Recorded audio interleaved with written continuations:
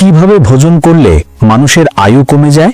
বন্ধুরা, এই 3 ধরনের খাবার গ্রহণ করলে মানুষের আয়ু কমে যায় এবং খুব তাড়াতাড়ি তার মৃত্যু হয়। এই প্রসঙ্গে একটি প্রাচীন কাহিনী আছে, যা আমি এই কথার মাধ্যমে আপনাদের বলবো। মানুষের কি রকম ভোজন করা উচিত এবং কোন দিকে মুখ করে ভোজন করা উচিত, ভোজন শুরু করার আগে কি বলা উচিত। বন্ধুরা, একসময় দেবর্ষি নারদ ভগবান শ্রীকৃষ্ণের সাথে দেখা করতে দ্বারকা নগরীতে এসেছিলেন। তখন ভগবান শ্রীকৃষ্ণ দেবর্ষি নারদকে দেখে তাকে স্বাগত জানিয়ে বললেন, এসো দেবর্ষি, দ্বারকায় আপনাকে স্বাগতম। আজ আপনি কি কারণে হেতু দ্বারকায় এসেছেন? নিশ্চয়ই আপনি কিছু গুরুত্বপূর্ণ সমাচার নিয়ে এসেছেন। তখন দেবর্ষি নারদ বললেন, হে প্রভু, আপনি অন্তর্যামী, আপনি সবকিছুই জানেন। তবুও আপনি যখন আমার মুখ থেকে শুনতে চাইছেন, তাহলে আমি বলছি, আপনি আমার এই প্রশ্নের উত্তর দিয়ে আমার মনকে শান্ত করুন। তখন ভগবান শ্রীকৃষ্ণ মৃদু হেসে বললেন, হে দেবর্ষি নারদ, আমি জানি আপনি কেন আমার কাছে এসেছেন। আপনার মনে যা প্রশ্ন আছে আপনি নির্দ্বিধায় বলুন, আমি অবশ্যই আপনার মনের ইচ্ছা পূরণ করব। তখন দেবর্ষি নারদ বললেন, হে প্রভু, মানুষের কি ধরনের খাবার খাওয়া উচিত এবং কোন ধরনের খাবার মানুষের আয়ু কমিয়ে দেয় এবং কোন ধরনের খাবার মানুষের আয়ু বৃদ্ধি করে? হে প্রভু, খাবার খাওয়ার সময় কোন দিকে মুখ করে থাকা উচিত? খাবার খাওয়ার আগে কোন মন্ত্র জপ করা উচিত? এইসব প্রশ্নের উত্তর দিন। তখন ভগবান শ্রীকৃষ্ণ বললেন, হে দেবর্ষি নারদ, আজ আপনি সমগ্র মানবজাতির কল্যাণের জন্য অত্যন্ত গুরুত্বপূর্ণ প্রশ্ন জিজ্ঞাসা করেছেন। এই কথা সত্য যে একজন মানুষ যেমন ধরনের খাবার খায় তেমনি তা তার স্বভাব, ভাগ্য এবং পরবর্তী জন্ম নির্ধারিত করে। এদের সম্পর্কে একটি প্রাচীন ইতিহাস রয়েছে, যা আমি আপনাকে বলবো। ত্রেতা যুগে মহর্ষি অগস্ত্য ভগবান শ্রীরামকে এই গল্পটি বলেছিলেন। এই গল্পটির তাৎপর্য অপরিসীম। এই প্রাচীন কাহিনীর মাধ্যমে আপনি আপনার সমস্ত প্রশ্নের উত্তর পেয়ে যাবেন। অতএব আপনি এই কাহিনীটি মনোযোগ দিয়ে সম্পূর্ণ অবশ্যই শুনুন আর এর প্রচার করুন। যে এই কাহিনীটি মনোযোগ সহকারে শেষ পর্যন্ত শ্রবণ করে তার সমস্ত পাপের নাশ হয়ে যায় আর তাকে 100 বছরের দান করার পূর্ণ প্রাপ্তি ঘটে। তারপর দেবর্ষি নারদ বললেন, হে প্রভু, আমি অবশ্যই এই কাহিনীটি মনোযোগ সহকারে শেষ পর্যন্ত শুনব আর এর প্রচার পৃথিবী লোকেও করব। ভগবান শ্রীকৃষ্ণ বললেন, প্রাচীন কালের কথা, সেই সময় একটি বিশাল জঙ্গল ছিল। সেই জঙ্গলের আয়তন ছিল 100 যোজন, কিন্তু সেই জঙ্গলে কোনো প্রাণী বা পাখি বসবাস করতেন না। কেবল বিশালাকৃতির বৃক্ষ এবং গাছপালা ছিল। সেই জঙ্গলে কোনো প্রাণী পাওয়া যেত না, কিন্তু ওই জঙ্গলের মাঝখানে ছিল 4 কোষ লম্বা একটি ঝিল, এবং সেই ঝিলে কেবল রাজহাঁস এবং অন্যান্য পশু পাখি বাস করত। একবার অগস্ত্য মুনি সেই ঝিলের পাশ দিয়ে যাওয়ার সময় তিনি খুব অদ্ভুত জিনিস দেখতে পেলেন। সেই ঝিলের কাছে একটি বিশাল আশ্রম ছিল। অনেক পুরনো ছিল, কিন্তু তবু অত্যন্ত সুন্দর এবং পবিত্র দেখাচ্ছিল। সেই আশ্রমে কোনো ঋষি বা তপস্বী থাকতেন না। আশ্রমটি সম্পূর্ণ খালি ছিল। মুনি এক রাতের জন্য সেখানে বিশ্রাম নিলেন আর সকালে উঠে এসে ওই ঝিলের পাশে চলে গেলেন। তখন তিনি দেখলেন রাস্তাতে একটি মৃতদেহ পড়ে রয়েছে, যার শরীর অত্যন্ত বলবান এবং স্বাস্থ্যপূর্ণ ছিল। এটি একটি যুবকের দেহ বলে মনে হচ্ছিল। মৃতদেহটি দেখে অগস্ত্য মুনি ভাবতে শুরু করলেন যে এই ব্যক্তিটি কে, তিনি কিভাবে মারা গেছেন এবং কিভাবে এখানে এলেন। অগস্ত্য মুনি মৃত ব্যক্তির সম্পর্কে জানতে আগ্রহী হলেন। হঠাৎ তিনি আকাশে একটি দিব্য বিমান দেখতে পেলেন।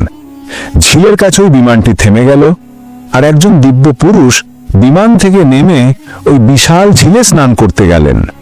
ঝিলে স্নান করার পর সে বাইরে এলো আর মৃত ব্যক্তির মাংস খেতে শুরু করলেন।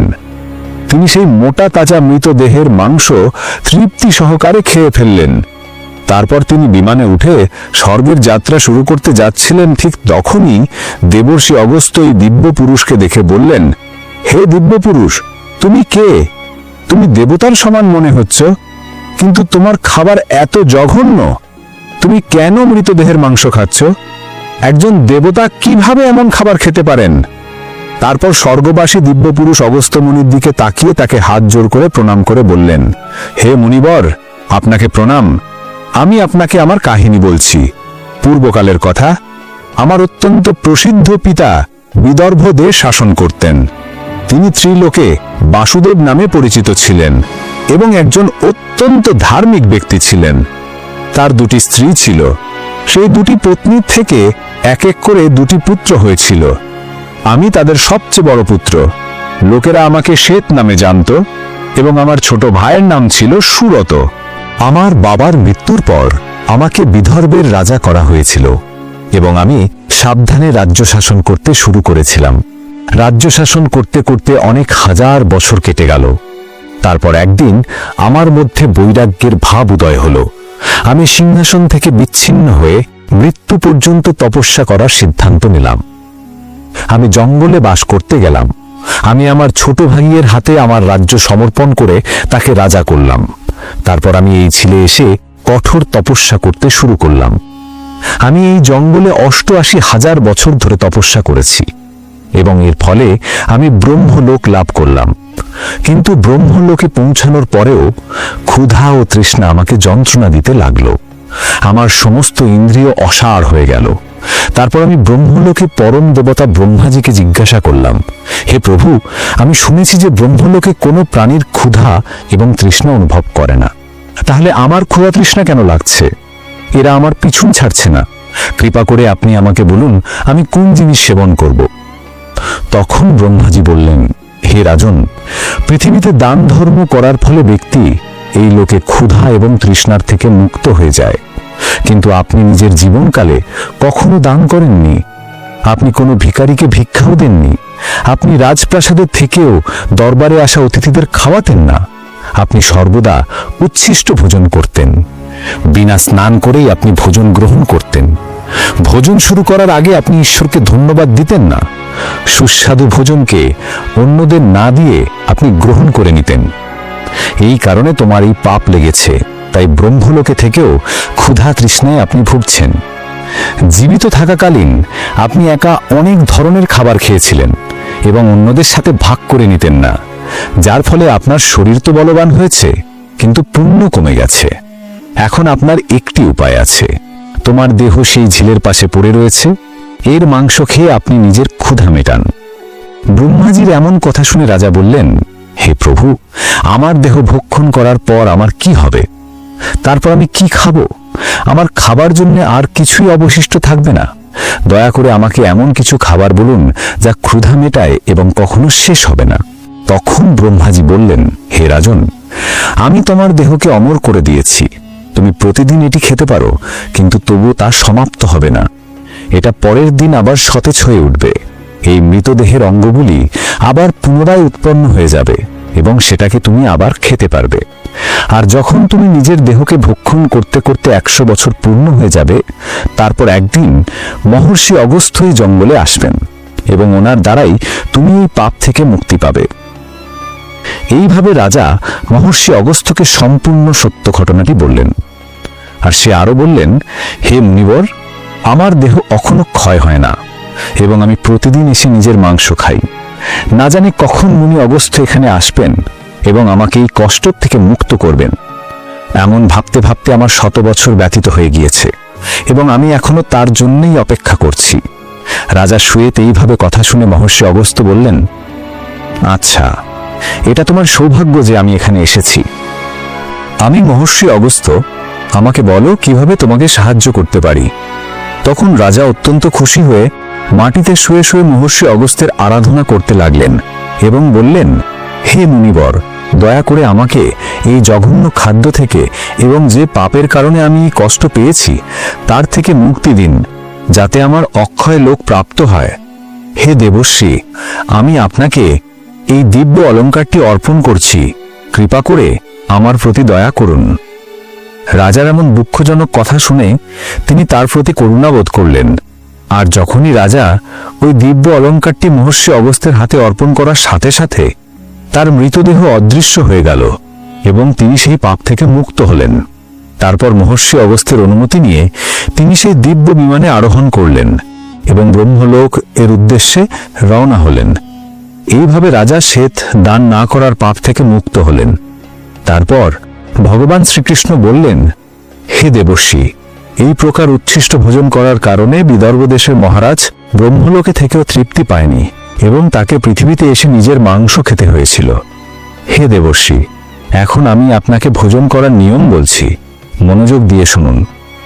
ভোজন শুরু করার আগে মাটিতে সামান্য পরিমাণ খাবার রাখতে হবে, যাতে কর্মের বন্ধনে আবদ্ধ সমস্ত দেবতা, পশু পাখি, রাক্ষস এবং ভূত, প্রেত, পিশাচ এবং পিতৃলোকে সকলের প্রাপ্তি হয়। যদি খাওয়ার সময় কোনো অতিথি আসে, তাকে স্বাগত জানাও, তাকে বসিয়ে দাও এবং অভ্যর্থনা জানাও। তারপর তাকে ভক্তি সহকারে খাবার খাওয়াও এবং বিদায় দাও। কারণ যে ব্যক্তি তার ঘরে থেকে হতাশ হয়ে ফিরে আসে, সে তার পাপের জন্য দায়ী হয় এবং তার পুণ্য কেড়ে নেয়। ভগবান শ্রীকৃষ্ণ বলেছেন, একজন বিবাহিত মহিলাকে তার বাড়ির অসুস্থ লোক, গর্ভবতী মহিলা এবং বৃদ্ধদের খাওয়ানোর পরই কেবল খাবার খাওয়া উচিত। এনাদের ভোজনা না করিয়ে যে নিজে আগেই ভোজন করে, সে ব্যক্তি শুধুমাত্র পাপই ভক্ষণ করে এবং সে ব্যক্তি নরকে যায়। যে ব্যক্তি স্নান না করে খায়, তার খাবার মল ভক্ষণের সমান হয়। যে শিশু এবং বৃদ্ধদের অংশ খায়, তার খাবার মলমূত্রের মতো হয়। আর যে বিনা দান করেই ভোজন গ্রহণ করে, তার ভোজন বিষের সমান হয়ে যায়। মানুষের কখনো দুরাচারী ব্যক্তির দ্বারা দেওয়া অথবা অন্যদের অপমান করে দেওয়া খাবার কখনো গ্রহণ করা উচিত নয়। মানুষের কেবল আগুনে পরিবেশিত খাবারের প্রথম অংশ উৎসর্গ করার পর খাবার খাওয়া উচিত। মানুষের একাগ্র চিত্ত দিয়ে খাবার খাওয়া উচিত। প্রথমে মিষ্টি, তারপর লবণ, টক আর অবশেষে তেতো এবং মশলাদার খাবার খাওয়া উচিত। ভগবান শ্রীকৃষ্ণ বলেন যে পূর্ব দিকে বসে খাবার খেলে একজন ব্যক্তি রোগ এবং মানসিক চাপ থেকে মুক্ত পান।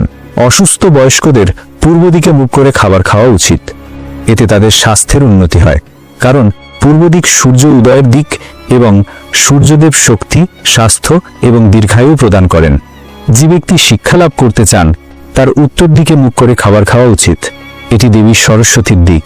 মনে রাখবেন, দক্ষিণ দিকে মুখ করে খাবার খাওয়া উচিত নয়, এটি মৃত্যুর দিক। এই দিকে মুখ করে খাবার খেলে আয়ু কমে যায়। ভাঙা পাত্রে খাবার খাওয়া উচিত নয়, কারণ এটি দুর্ভাগ্য আমন্ত্রণ জানায়। খাবার খাওয়া আগে পরিষ্কার পরিচ্ছন্ন হয়ে খাওয়া উচিত। নোংরা থালায় খাওয়া জীবনের দুর্ভাগ্য বয়ে আনে। একাদশীতে কখনো তামসিক খাবার গ্রহণ করবেন না। একাদশীতে তামসিক খাবার অর্থাৎ মাংস খেলে মা লক্ষ্মী রুষ্ট হন এবং তার জীবনে দুর্ভাগ্য নেমে আসে। খাবার অপচয় অনর্থ বলে মনে করা হয়, তাই যতটা প্রয়োজন ততটুকুই খাবার গ্রহণ করুন। যদি কেউ আপনার সাথে খাচ্ছে, তাহলে অন্য ব্যক্তি খাওয়া শেষ করার পর্যন্ত উঠবেন না, কারণ এতে পূর্বপুরুষেরা রাগ করেন। খাবার পর থালায় হাত ধোয়া অনুচিত বলে মনে করা হয়। থালায় হাত ধোয়া খাবারের অপমান। যারা খাওয়ার পর থালায় হাত ধোয়, তারা নিম্নজনিতে জন্মায়। সবচেয়ে গুরুত্বপূর্ণ বিষয় হলো, বিছানায় খাবার খাওয়া উচিত নয়। এটি করলে একজন ব্যক্তি বিভিন্ন ধরনের রোগে ভুগতে পারেন। মাটিতে বিছিয়ে রাখা মাদুরির উপর বসে খাবার খাওয়া উচিত। খাবার সময় দিকে ধ্যান রাখা অনেক গুরুত্বপূর্ণ। যদি ভুল ভঙ্গিতে গ্রহণ করা হয়, তাহলে ব্যক্তি নিম্নজনিতে জন্মগ্রহণ করবে। অনির্দিষ্ট দিকে বসে বা ভুল দিকে মুখ করে খাবার খেলে নেতিবাচক পরিণতি হতে পারে। ভগবান শ্রীকৃষ্ণ বলেছেন যে কখনো এমন খাবার খাওয়া উচিত নয় যা কারো পায়ে পড়েছে বা পা দিয়ে অতিক্রম করেছে। এই ধরনের খাবার অপবিত্র হয় এবং পশুদের খাওয়ানো উচিত।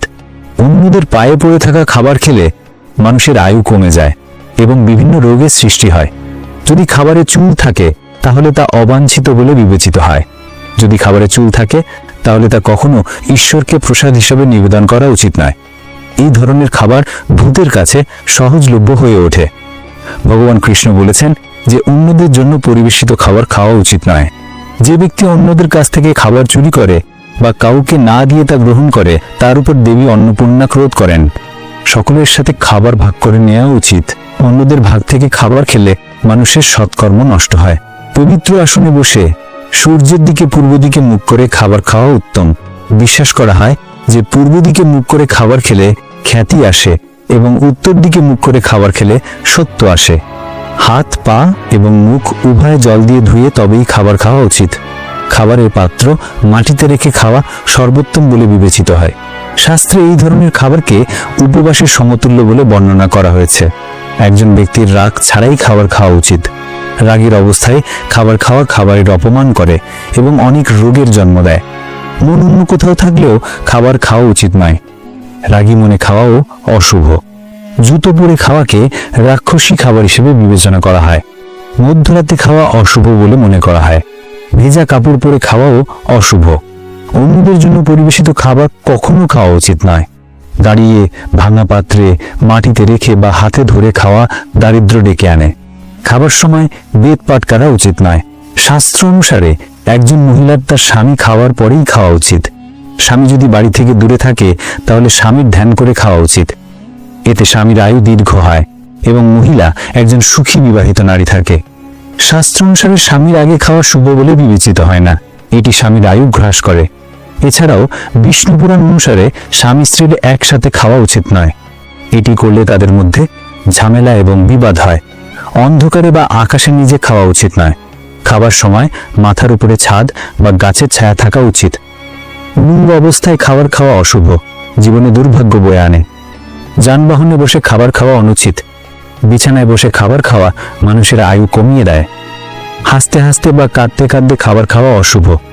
গলায় খাবার আটকে যাবার এমনকি মৃত্যুরও আশঙ্কা থাকে। আমাদের খাবার গ্রহণ করার সময় ধ্যান রাখতে হবে যে আমরা কি ভোজন করছি। আমরা কখনো যেন আমিষ জাতীয় খাবার গ্রহণ না করি। সবসময় নিরামিষ ভোজন গ্রহণ করতে হবে। এটাই হচ্ছে সর্বোত্তম খাবার। তাই বন্ধুরা, এভাবেই ভগবান শ্রীকৃষ্ণ দেবর্ষি নারদকে খাবার খাওয়ার গুরুত্ব জানিয়েছেন। গল্পটি কেমন লেগেছে তা কমেন্ট করে আমাদের জানান।